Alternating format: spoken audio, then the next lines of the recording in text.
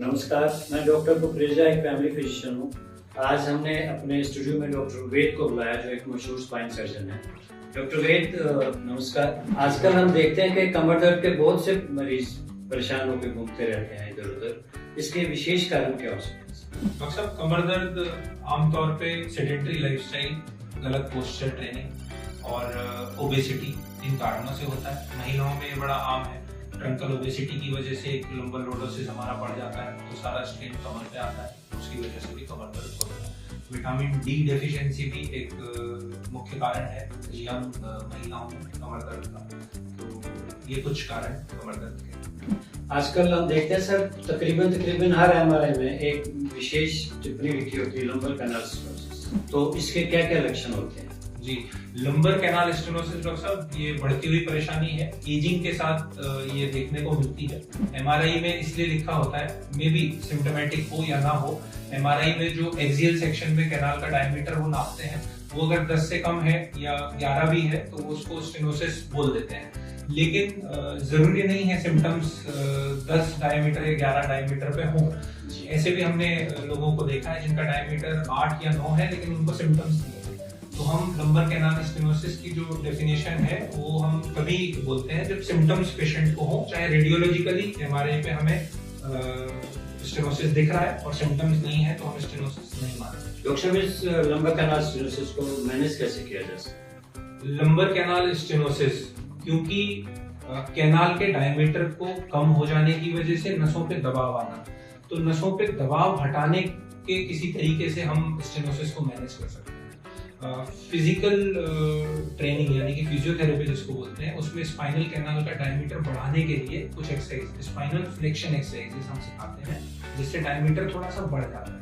May be temporary, लेकिन बढ़ता है डायमीटर।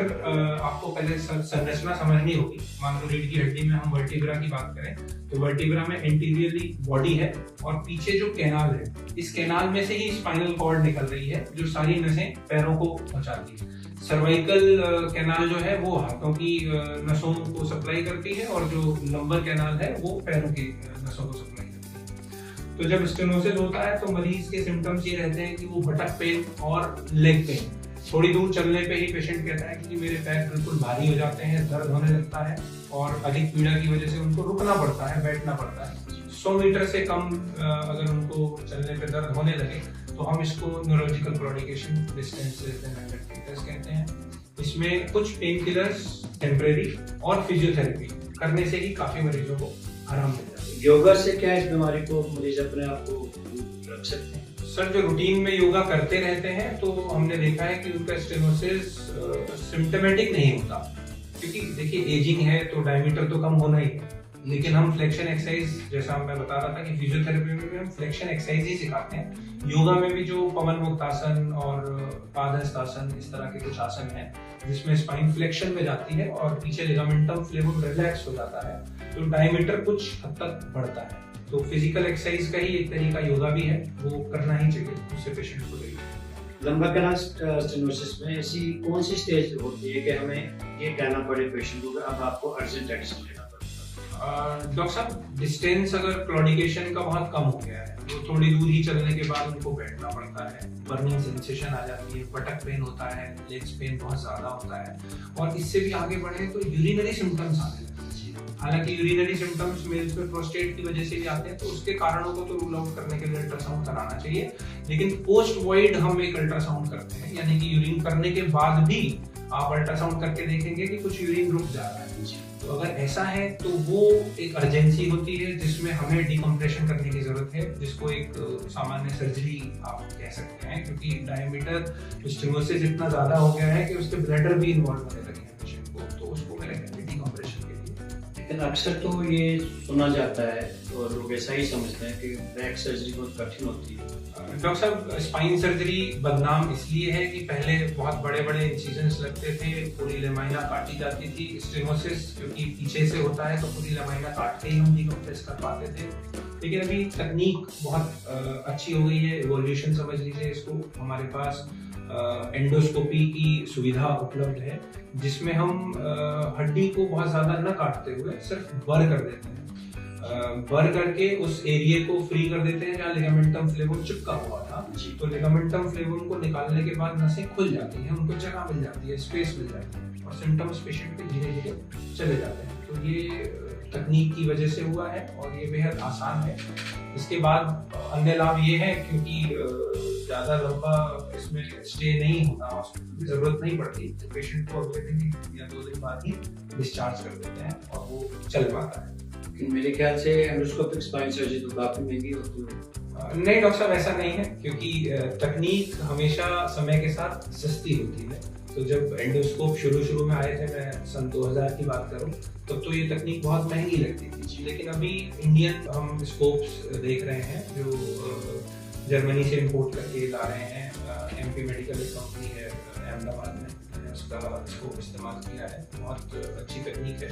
मैं आपको दिखाऊं, ये स्कोप की संरचना है डॉक्टर साहब, ये 15 डिग्री का स्कोप है। इसका बेनिफिट क्या है कि जब ये रीढ़ की हड्डी के अंदर पहुंचता है तो इसमें कोई डायमीटर इसका 10 मिलीमीटर का है, तो इसी के थ्रू हम इंस्ट्रूमेंट्स पास कर पाते हैं और जो इंस्ट्रूमेंट जाके उसको ड्रिल करेंगे और बोन के सिर्फ उतने पोर्शन को निकालेंगे जो लेमाइना स्टेनोसिस का कॉज बनती है। तो ये बहुत सुविधाजनक है, आसान है। इससे हम स्टेनोसिस वाले पोर्शन को, लेमाइना को ड्रिल कर देते हैं और कैल्शियम की मदद से उसको निकालते हैं।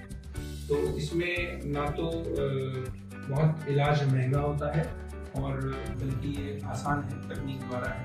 मेरे ख्याल है इसमें 60-65 हज़ार का खर्चा पैकेज अगर बात करें तो सर्जरी के बाद कितने दिन का रेस्ट, बेड रेस्ट जिसको कहते हैं लोग, क्योंकि अक्सर लोगों के दिल में यही होता है कि सर्जरी हुई है, चाहे वो आप आजकल कह रहे हैं स्पाइन सर्जरी है, दूरबीन से हुई है, कोमोर्बिडिटीज ज़्यादा नहीं है और प्री एनेस्थेटिक चेकअप पेशेंट का ठीक है।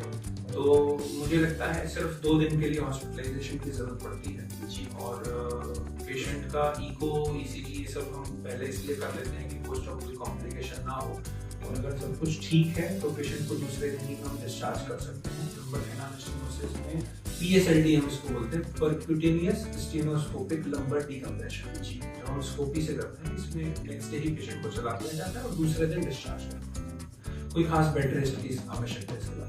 तो कितने दिनों के बाद मरीज ऑफिस जा सकता है? डॉक्टर साहब, तीसरे दिन मरीज ऑफिस जा सकता है।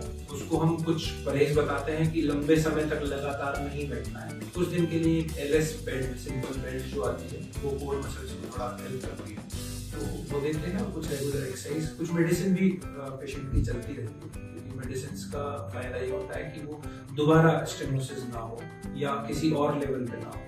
सर्जरी के बाद नॉर्मल रूप से आदमी जिंदगी जी सकता है एक बार आपके बाद? बिल्कुल डॉक्टर साहब, मेरा ख्याल है कि इस सर्जरी को अन्यथा ना लें। ये बड़ी स्पाइन सर्जरी नहीं है। एंडोस्कोपिक स्पाइन सर्जरी जो है ये बहुत तकनीक द्वारा विकसित एक सर्जरी है।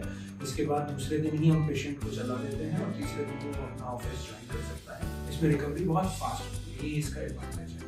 बहुत बहुत शुक्रिया, आपने बहुत अच्छे ढंग से सुचारू रूप से सब कुछ समझाया और दूरबीन भी दिखाई। अगर कुछ और क्वेश्चन हो दर्शकों के, तो हम आपका नंबर उनको देने की हाँ बिल्कुल डॉक्टर साहब, आप मेरा नंबर शेयर कर सकते हैं। मरीज सीधा सेकंड ओपिनियन के लिए व्हाट्सएप भी कर सकते हैं नीचे दिए गए नंबर पर। बहुत बहुत शुक्रिया सर, बहुत बहुत शुक्रिया।